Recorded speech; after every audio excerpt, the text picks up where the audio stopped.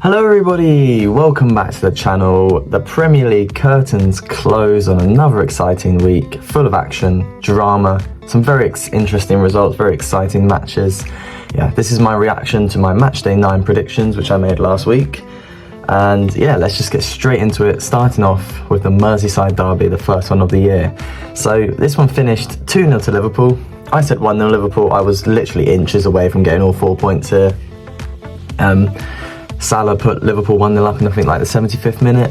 Then he finished it. He basically put the icing on the cake in the last minute when Everton were attacking and Liverpool just countered. I knew this would be somewhat close. Liverpool obviously the better team going into this, and they were by far the better team in the match.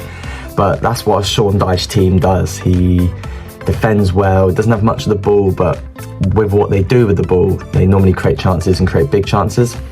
But unfortunately, they couldn't nick any points here. They lose, and yeah, the match had a little bit of controversy because obviously Ashley Young was sent off for 2 yellows, and then Konate was not sent off for 2 similar sort of yellows, which you could argue should have been a red card. I mean, even Klopp kind of thought it was a red card. I mean, you would have thought so because he subbed him off instantly after the second altercation. But yeah, overall, Liverpool definitely deserved to win. Statistics show that, and I'm happy to grab 3 points, and I'm sure Liverpool are very happy to grab their first 3 points in the first Merseyside derby of the year. 3 points for me. Then we go into Forest 2, Luton 2. I said 2-1 Forest. Again, very close to getting 4 points here. Forest were 2-0 up until the 85th minute. They bottled it. Luton grabbed 2 late goals. I think one of them was the 85th minute and one of them was the 92nd. Luton are going to be one of those teams this season that's just very unpredictable. They're going to score a lot of late goals, I reckon, late equalisers. They're going to surprise people. A point here is very good for them. They currently sit outside the relegation places as well. They've got 5 points so far. They're 17th, I think. Bournemouth, Burnley and Sheffield United are the teams below them right now. But yeah, I hope Luton stay up. It's nice to see them in the Prem, and they're showing that they can sort of battle against these bigger teams. But who knows where they'll end up. They could easily get relegated, but they could like steer clear and manage to just avoid relegation. But Forest, they're going to have to be very disappointed with the result of this match. They really should have picked up 3 points. When you go into this match, Luton at home, no offence to Luton, but you've got to be looking at 3 points because Luton's quality of their team isn't that good. It's just they know how to stick into games, stay in games, and pick up late points. But matches don't come as easy as this.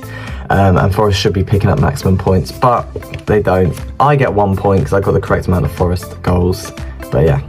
Then we move on to Brentford versus Burnley. I said 1-1. It finished 3-0 Brentford. Yeah, I got this completely wrong. Both teams came into the match relatively poor form, similar in terms of ability, both with similar problems struggling in front of goal. But one team, Brentford, clearly disproved that today. And Mbeumo looked sharp, and that Brentford absolutely dominated. And that's actually their first home win of the season, so it's very nice for them to grab that first one under the belt. But I do worry for Burnley. I'm becoming increasingly worried of their survival chances. Everyone had predicted them to do really well this season. Just, they don't look really any good right now. They can't score goals. I think they're going to need to strengthen in January. They're going to need to bring in a striker because I hope eventually they do come good. I just hope the board doesn't become frustrated with Vincent Kompany and sack him, because I think he's definitely the right man. They played good football. It's just they're struggling to score goals, and that's just what's ultimately their downfall right now. If they were scoring their chances, then they would be winning games. But obviously, like, that's just very self-explanatory for every team. But this Burnley team actually plays some decent football compared to like Luton and Sheffield United, who don't really play amazing football, but Burnley play some exciting sort of football. But yeah, I get 0 points. I think I just said football about 800 times there, but you know what I mean.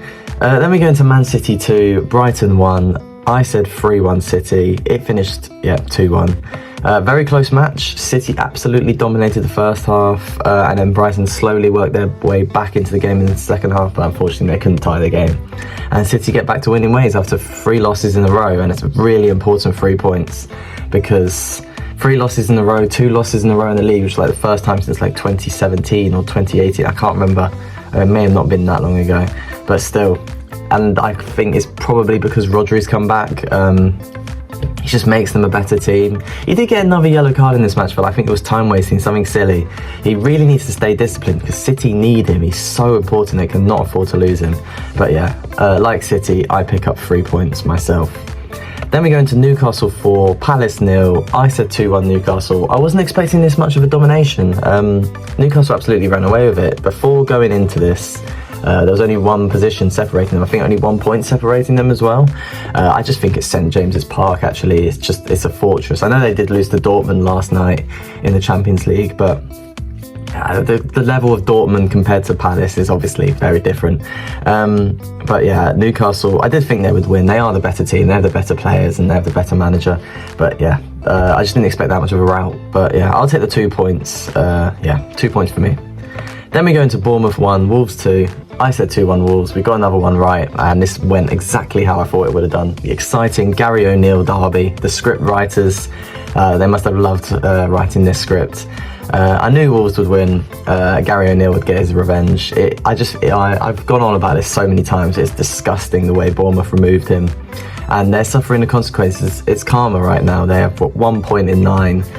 Their manager's going to get sacked. He's going to get sacked very soon. I think he'll be the next to go. I think maybe he's the first to go. I don't know whether we've had a sacking so far, or maybe I'm missing someone. But they're awful. Everything we thought they were going to be last season is now happening to them this season. And Wolves get a deserved win, and I'm very happy for Gary O'Neill, and I'm sure, although he probably loves Bournemouth, he'll be very happy to get that point, get those 3 points. But yeah, I get 4 points as I get it 100% correct. Then we move into Chelsea versus Arsenal. It finished 2-2. I said 1-1.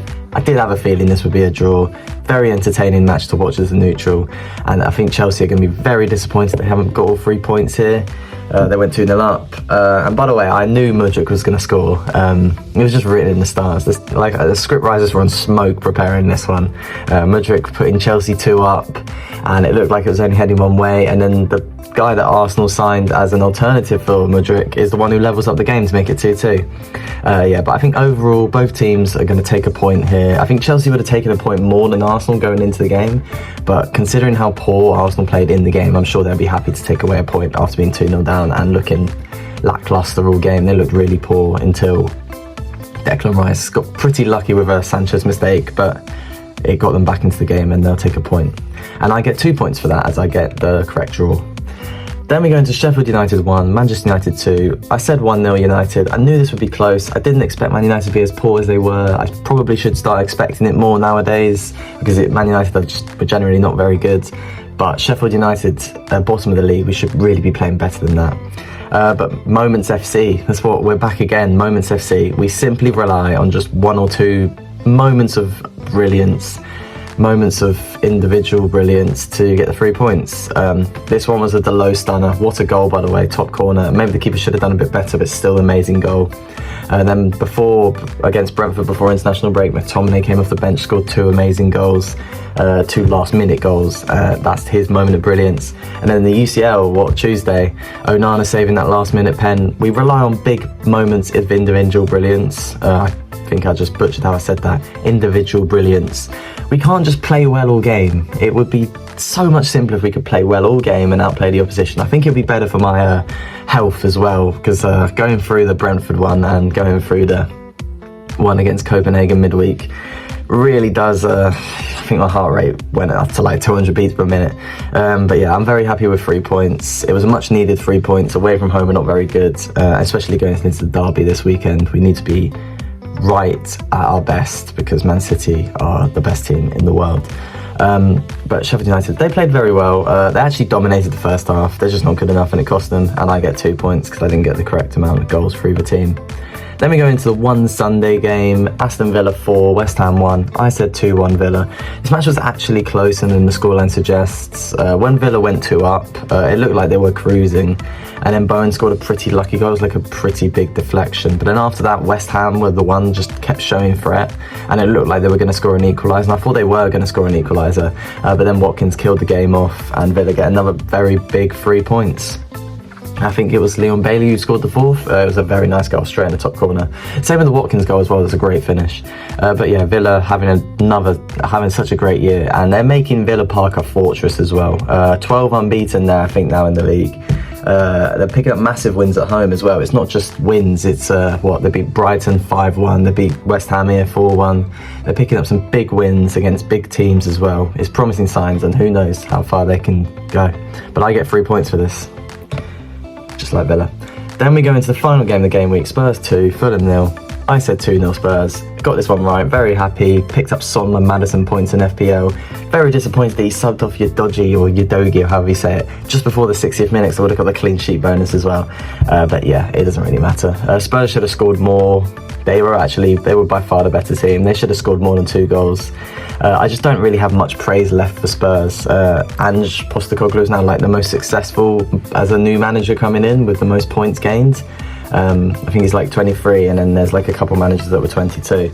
But yeah, I just have nothing more to say about Spurs. They are very, very good, and I don't know how long this will last.